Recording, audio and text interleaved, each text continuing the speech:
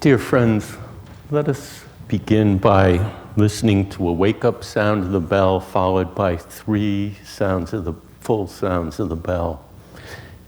I'd encourage you to just come back to your breath, noticing the in-breath and the out-breath. You might notice that there's time to take about 3 breaths between each sound of the bell. The wake-up sound is a softer sound of the bell to prepare us to hear a full sound of the bell. It's a pretty unique act of compassion.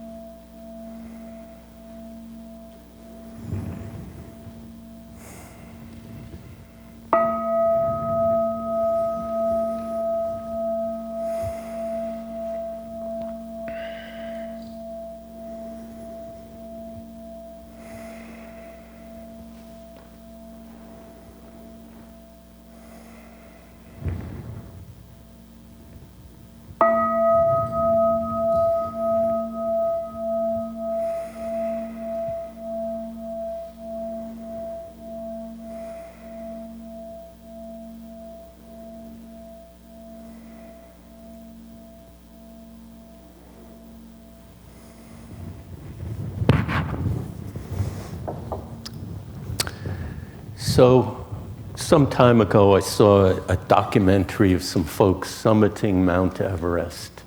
It was incredible. The blue sky, the looking down. It was an IMAX video, by the way, an IMAX documentary. Looking down on the mountains, the whole rest of the Himalayas, seeing the arc of the horizon of the Earth. Since then, we've come to find out that the rock that those folks were standing on contained the fossils of creatures that lived in the sea millions of years ago. The summit of Mount Everest was at one time at the very bottom of the sea. The summit of Mount Everest is composed of marine limestone. Impermanence writ large. We all know that that's a cyclic impermanence, and we all also know that everything is inconstant, impermanent, changing in every moment, and yet we live as if things were permanent, as if things didn't change. It's part of our habit energy that we've inherited from our ancestors, maybe evolution, from our culture, even from our language. Another habit energy that we've inherited is that frequently, maybe most of the day, we wander around lost in thought, thinking about the past with regret or agitation or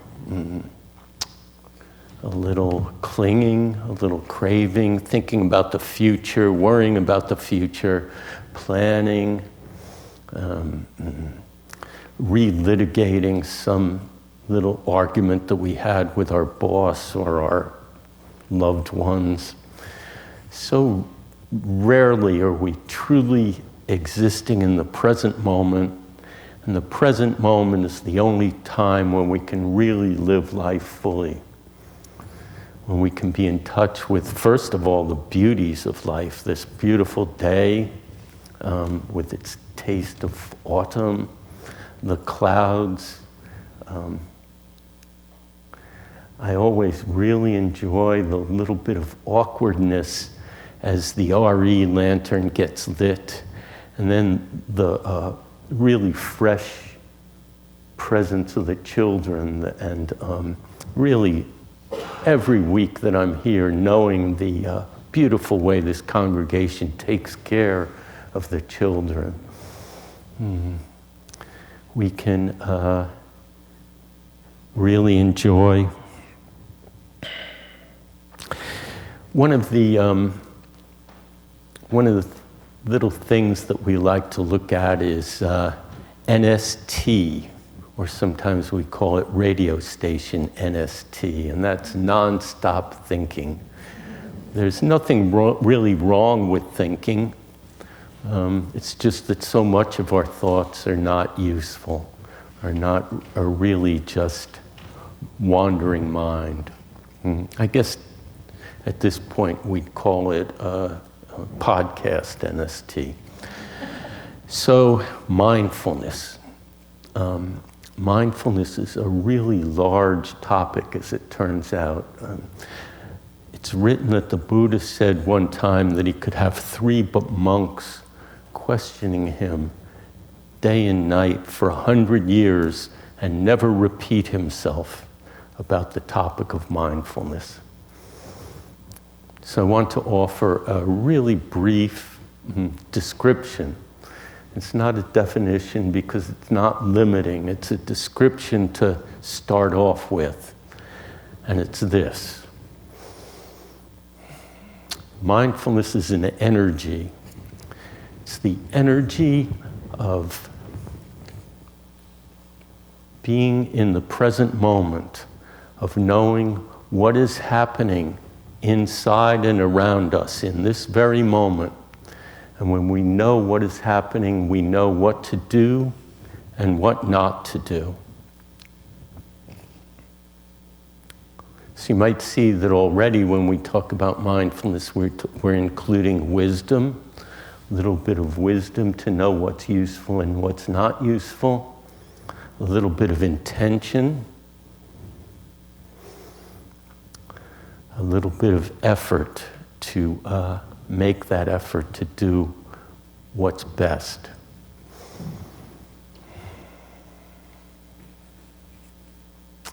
I'm inclined to just notice, and there are a lot of kind of Buddhists who look dismissively at the mindfulness psychology movement that's around, but I think that any time people are more aware, that's a good thing.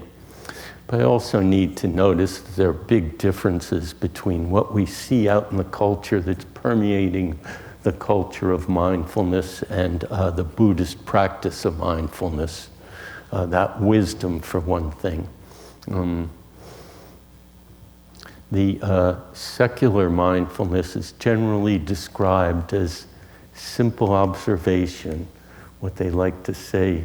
Every time I open one of the books, in the first page or two, it says non-judgmental attention to what's happening. And that's fine, but it's not as broad as what the Buddha taught. But it's useful for many people. So when we're living in the present moment, we can enjoy the flowers. We can also start to see when action maybe isn't so healthy and have some control over that. An example I really like, because it's happened to me, is perhaps we're in a meeting and someone in the meeting expresses a view that we are just certain is absolutely incorrect. And we do not know how they could possibly have that view, and quite honestly, it irritates us. And so we might have the habit energy of saying something a little sharp, a little irritated. But if we're really aware of what's happening inside of us, we can come back to the breath and maybe formulate a response that's useful rather than a response that will create bad energy. I had planned on mentioning that even before I knew we were having a meeting today. So A lot of our day we go through as automatons. Just, mind lost, responding with our energy, with our habits, with our habit energies. And mindfulness gives us the ability to be a little bit freer, to formulate, to decide what is best, how we want to decide. It also, as I suggested before, can help us take care of afflictive emotions. If we're in a position where anger, for one, despair, sadness, where we start to notice that these afflictions are arising in our heart, we can take a breath and come back to the present moment and not push them away, but acknowledge them and take care of them. And if it is even the time to do that, to look into the roots of those emotions.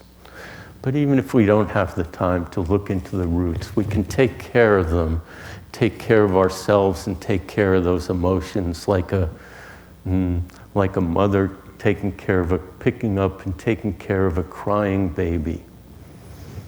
It's another benefit of mindfulness, that we can start to learn to take care of our difficult emotions. So all of this, of course, is very simple, but it's not easy because we're so habituated not to do this. In the monasteries, monasteries in my tradition, everywhere you go, they have a bell that chimes every 15 minutes. And every time the bell chimes, it's very odd at first. You see everyone stop talking, stop washing the dishes, stop doing whatever they're doing, come back to the breath to check in with what's happening in the present moment. That collective energy is really useful, but we don't have that, unfortunately, as lay people. We can do some things. Some of my friends have a little sound or vibration on their phones every few minutes to do that, to stop and come back. Another thing in the monasteries, every time the phone rings, everybody stops, comes back to their breath for 3 sounds of the bell ringing, the phone ringing, or sounding, whatever sounds it sounds these days. We can come back to our breath and calm that sense of who's calling, what is it now, that sense of anxiety that frequently arises when the phone rings. Can come back to our breath and calm that.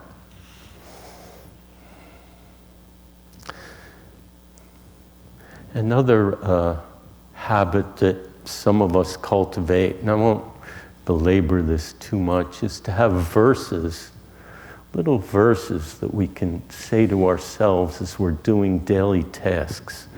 And I'll just share one of them, which I'll bet most of us, and myself included, just have wandering mind as we're brushing our teeth. What do we think about when we brush our teeth? We're floating off somewhere else. So the verse that we like to use for brushing the teeth is, brushing my teeth and rinsing my mouth, I vow to speak purely and lovingly. When the fruit of right speech is present, a garden, a flower blooms in the garden of my heart.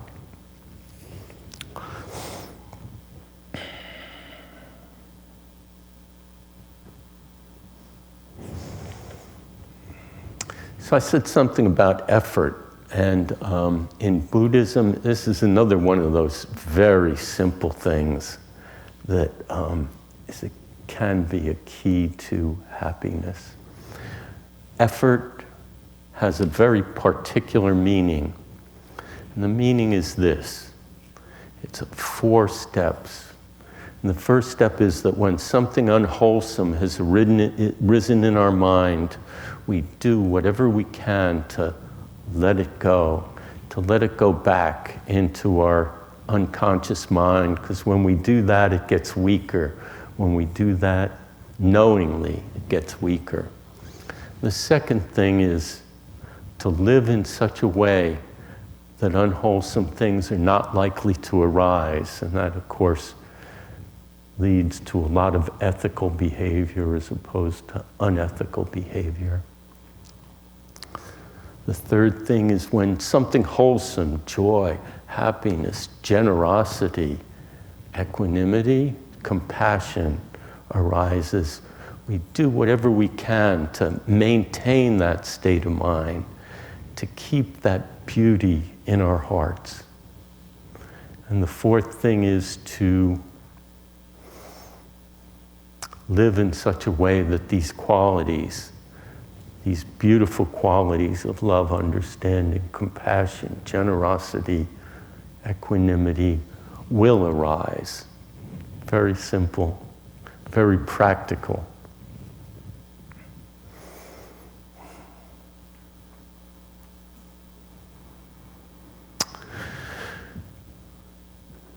One of the things we like to say is that in many faith traditions, salvation is achieved by grace, especially in the Christian traditions. Salvation is achieved by grace. In Buddhism, we look at salvation is achieved by insight. What insight? One of the insights that I'd like to talk about is the seventh UU principle. Respect for the interdependent web of life of which we are all a part. I would probably, for myself, reword that to be to cultivate the insight for the interdependent web of all life of which we are a part. This is one of the key teachings of our school of Buddhism, that everything is interconnected. And when we have that insight, we realize that, for one thing, everything is impermanent. That's one of the deepest insights that the Buddha offered. In fact, it's the insight he offered just before he died. The other one is that when we really feel connected to this whole web of life that stretches back into the no beginning of time and stretches forward, stretching back, this web of life stretching back and stretching forward, all of these billions, gajillions of causes and conditions, we let go a lot of that egocentric frame of mind, that me. We start to really understand how connected we all are.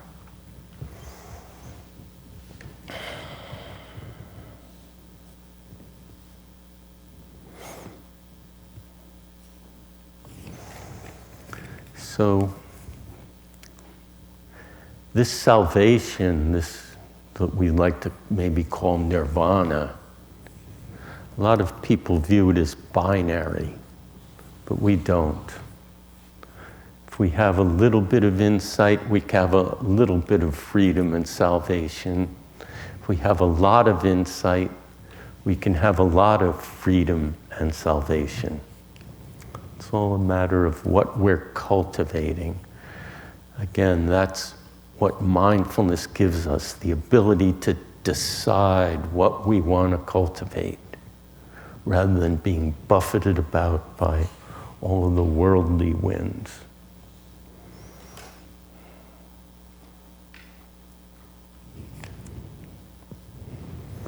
So maybe we can come back to our breath and listen to another 3 sounds of the bell.